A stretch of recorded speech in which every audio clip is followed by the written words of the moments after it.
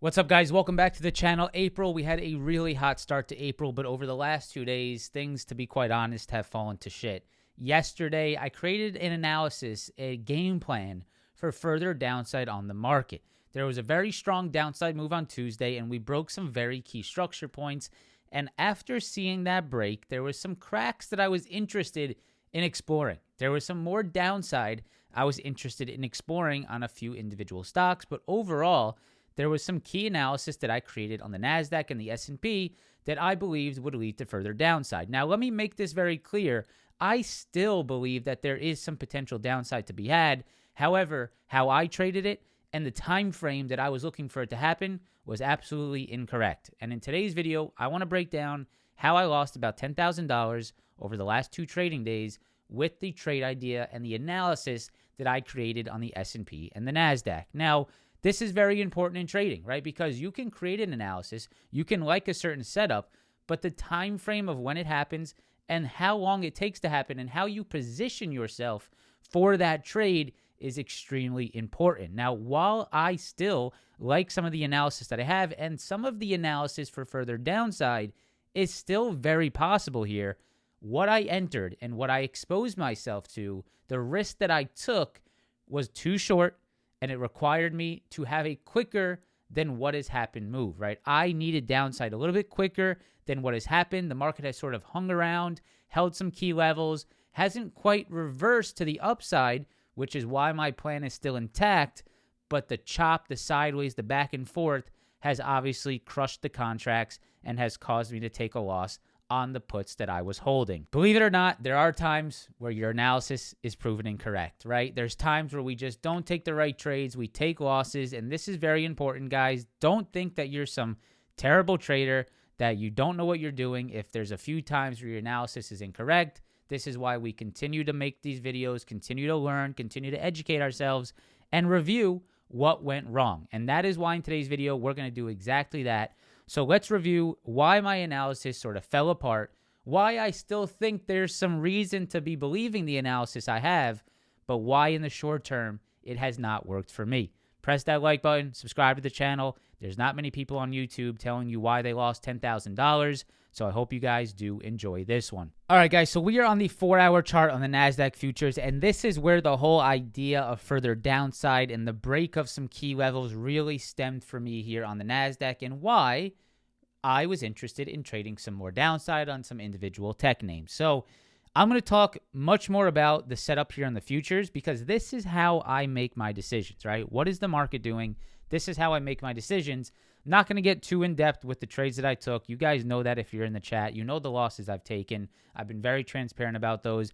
But I think what's more important here as an educational video is what I saw in the market and what I still see in the market that I still believe could lead to some downside, but what also has caused me to lose on the short-term expiration trades. So here is the NASDAQ futures. This is the 4-hour chart. And you guys know over the last few weeks, we have been channeling, right, in this channel around this 18,420 to 18,625. You can see right here, we were stuck in this channel for an extended period of time right here, right? From around Thursday, March 21st to this Tuesday, Tuesday, April 2nd, right? So we were in that channel for an extended period of time, and the bulls were maintaining this low, right? The bulls were very nicely maintaining this low, keeping that NASDAQ higher, continuing to push it higher off that daily 20 SMA and off that demand at 18,400, 18,420. Now, this is when things changed for me, right?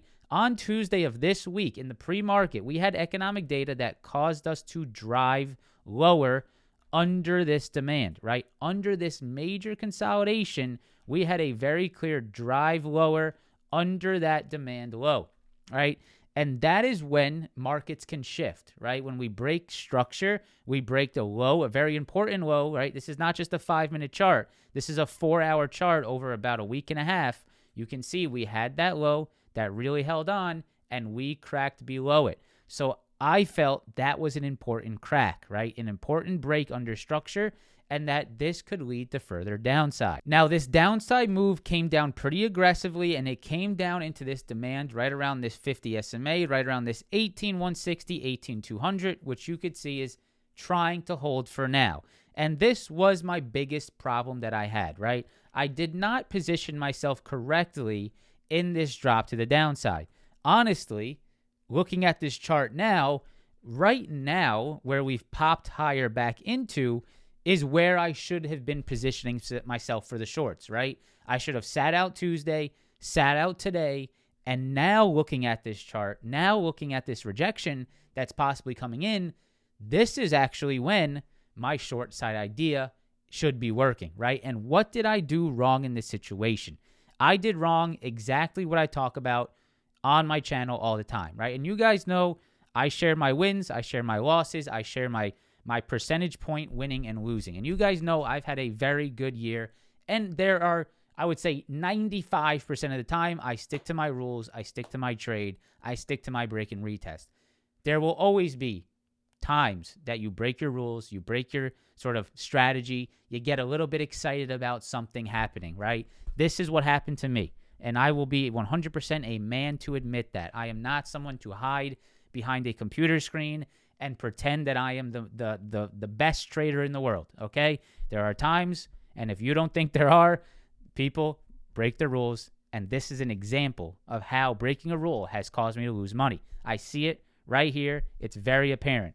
So coming into Tuesday, right, we broke that low, right? And what would I traditionally say to people, right, if they're looking for short side trades, right? We had this low right here that was very aggressively broken. You guys should know this if you watch my channel. Wait for the, I was about to say the F word. Wait for the retest. Wait for the effing retest, right? Wait for it and wait for it to come in and then set up your longs or your shorts. So what did I do? I set up my shorts here, right? I set up my shorts too early. I set up my shorts a little bit into yesterday, right? Looked really good into this morning. We had data that came out and we popped up into this retest level. Now, there's a lot of things working here, right? The setup looked great. The downside actually looked fantastic in the morning, but we did have economic data, and that economic data today at 10 o'clock is really what took me out of these positions. Now, here's a very key point. If I would have waited for the retest, I would have avoided being involved in that economic data move, and I would have been, protected from what happened today. So you can see, right? Previous low, previous lows, 1, 2, and 3, right? What did it do today? All we did over the last few days, we dropped aggressively, and we have now retested that previous low. And this right here is potentially where my thesis could start to work, right? Previous demand into a rejection point. And now is where my thesis could start to prove incorrect. However, I was in too early. I got taken out because I didn't wait for the retest. And this is a fantastic example of why you can't chase that move. You wait for the retest of the breakdown point to take the short entry. Great example right here, right? It's textbook what I talk about, what I typically do, and that's why I have been successful trading. But there are 100% times that you don't stick to it, and this right here is that perfect example. Now, I want to show you something on the QQQ, which is a little bit why I broke my rule, right? I can explain a little bit as to why I did break my rule and why I did do what I did, because it wasn't just total chasing, total FOMO. There was an actual reason behind it, and it's on the QQQ, and it's something that I was very interested in yesterday into today. So let me go ahead and zoom out here on the QQQ and share with you guys what I was watching here. So yesterday, I saw the QQQ drop, obviously drop, right? Drop this low right around this 442, and I saw it start to push higher into that daily 20 SMA, right? And so I was interested in, okay, are we going to get a break and retest of that daily 20?